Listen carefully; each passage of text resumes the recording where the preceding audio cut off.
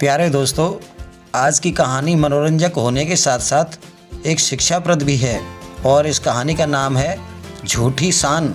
दोस्तों, झूठी शान का परिणाम क्या क्या हो सकता है, इस कहानी से समझने की कोशिश करते हैं।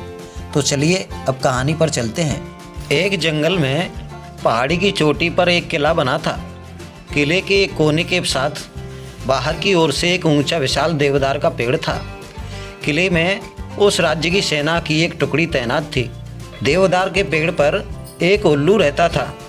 वह भोजन की तलाश में नीचे घाटी में फैले हुए चरागाहों में जाता और चरागाहों की लंबी लंबी घास व झाड़ियों में कई छोटे मोटे कीट पतंगों को अपना भोजन बनाता। निकट ही एक बड़ी झील थी जिसमें हंसों का निवास था। उल्लू पेड़ पर बैठा झील को निहारता रहता। उसे झील में हंसों का तैरना व उड़ना मनमुग्ध करता था। वह सोचा करता था कि कितना शानदार पक्षी है हंस। एकदम दूध जैसा सफ़ेद, गुलगुला शरीर, सुराहीदार गर्दन, सुंदर मुख, तेजस्वी आँखें। उसकी बड़ी इच्छा होती कि हंस से उसकी दोस्ती हो जाए।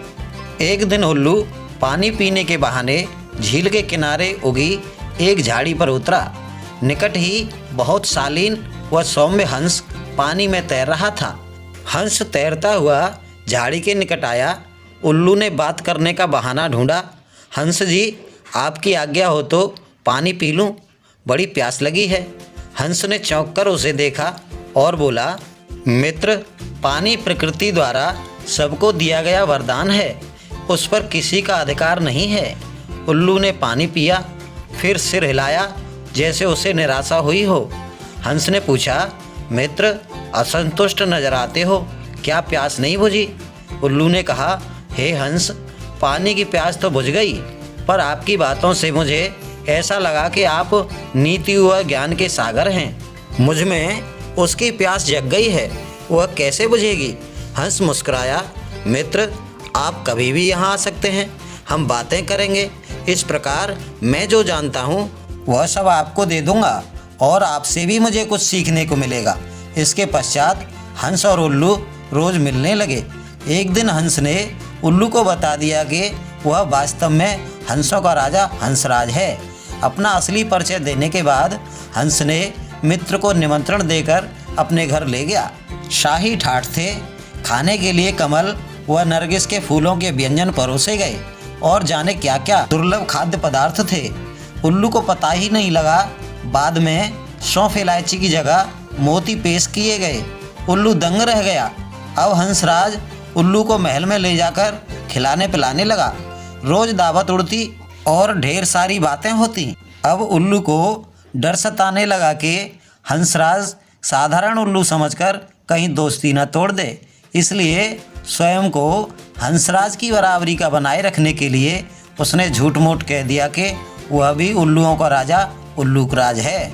झूठ कहने के बाद उल्लू को लगा कि उसका भी फर्ज बनता है कि हंसराज को अपने घर बुलाए।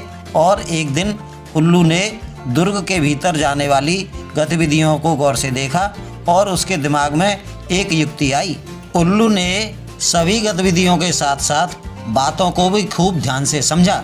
सैनिकों के कार्यक्रम नोट किए। फिर उसके बाद हंस के पास चल दिया। जब वह हंस के पास पहुंचा तो उस समय हंसराज कुछ हंसनियों के साथ जल में तैर रहा था। उल्लू को देखते ही हंस बोला, मित्र, आप इस समय? उल्लू ने उत्तर दिया, हाँ मित्र, मैं आपको आज अपना घर दिखाने और अपना मेहमान बनाने के लिए लेने आया हूँ। मैं कई बार आपका मेहमान बना हूँ, मुझे भी सेवा का मौका दो। हंस ने टालना चाहा, मित्र, इतनी जल्दी क्या है, फिर कभी चलेंगे। उल्लू ने कहा, आज तो आपको लिए बिना नहीं जाऊँगा। हंस को उल्लू के साथ जाना ही पड़ा। पहाड़ की चोटी पर बने किले की ओर इशारा कर उल्लू उड़ते उड़ते बोला, वह देखो मित्र, वो रहा मेरा किला। हंस बड़ा ही प्रभावित हुआ। वे दोनों जब उल्लू के आवास वाले पेड़ पर उतरे तो किले के सैनिकों की परेड शुरू होने वाली थी। दो सैनिक महल के बुर्ज पर बिगुल बजाने लगे। उल्लू दुर्ग के सैनिकों के रियाज के कार्यक्रम को याद कर चुका था, इसलिए ठीक समय पर हंसराज को ले आया और बोला, देखो मित्र, आपके स्वागत में मेरे सैनिक बिगुल बजा रहे हैं। उसके बाद मेरी सेना परेड और सलामी देकर आपको सम्मानित करेगी। नित्य की तरह परेड हुई और झंडे को सलामी दी गई। हंस समझा सचमुच उसी के लिए ये सब हो रहा है। ये सब देखकर हंस गदगद होकर बोला, धन्य हो मित्र, आप तो एक शूरवीर राजा की भांति ही राज कर रहे हो। उल्लू ने हंसराज से रौब झाड़ते हुए कहा, मैंने अपने सैनिकों को आदेश दिया है कि जब तक मेरे परम मित्र राजा हंसराज मेरे अतिथि हैं तब तक इसी प्रकार रोज बिगुल बजना और सैनिकों की परेड निकलना चाहिए। उल्लू को पता था कि सैनिकों का यह रोज का काम है, दैनिक नियम है। हंस को उल्लू ने फल, अखरोट एवं रुचिकर फूल खिलाए। उनको वह पहले ही जमा कर चुका था। भोजन का अब महत्व ही नहीं रह गया। सैनिकों की परेड का जादू अपना काम कर चुका था। हंसराज के दिल में उल्लू के लिए बहुत सम्मान पैदा हो चुका था। उधर सैनिक टुकड़ी को वहां से कूच करने के आदेश मिल चुके थे।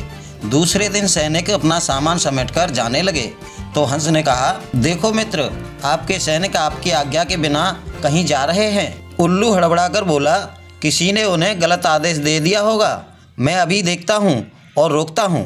ऐसा कहकर उल्लू हूँ हूँ करने लगा। सैनिकों ने उल्लू का घुघुआना सुना और वह अपशगुन समझकर जाना स्थगित कर दिया। दूसरे दिन फिर वही हुआ। सैनिक जाने लगे, उल्लू घुघुआया। सैनिकों के नायक ने क्रोधित होकर सैनिकों को मनहूस उल्लू को तीर मारने का आदेश दे दिया। एक सैनिक ने तीर छोड़ा तो तीर उल्लू के बगल में बैठे हंस को जाकर लग गया। तीर लगते ही हंसराज पेड़ से नीचे आ गिरा और फड़फड़ाकर मर गया। उल्लू हंस की लाश के पास आकर शोकाकुल होकर विलाप करने लगा, हाय मैंने ये क्या कर दिया, मैंने अपनी झूठी शान के चक्कर में अपना परम मित्र खो दिया, धिक्कार है मुझ पर। उल्लू आसपास की खबर से बेसुध होकर अपने परम मित्र हंसराज के पास रो ही रहा था कि अचानक एक सियार ने उस पर झपट्टा मार दिया और उल्लू का भी काम तमाम कर दिया। दोस्तों, इस कहानी से हमें एक सीख मिलती है कि झूठी शान अर्थात दिखावे की शान कभी कभी बहुत महंगी पड़ती है, इसलिए झूठी शान के चक्कर में कभी नहीं पड़ना चाहिए। दोस्तों, कहानी पसंद आई हो और लाइक ना की हो तो लाइक कर दीजिए। मिलते हैं अब अगली कहानी में, तब तक के लिए आप सभी को प्यार भरा नमस्कार।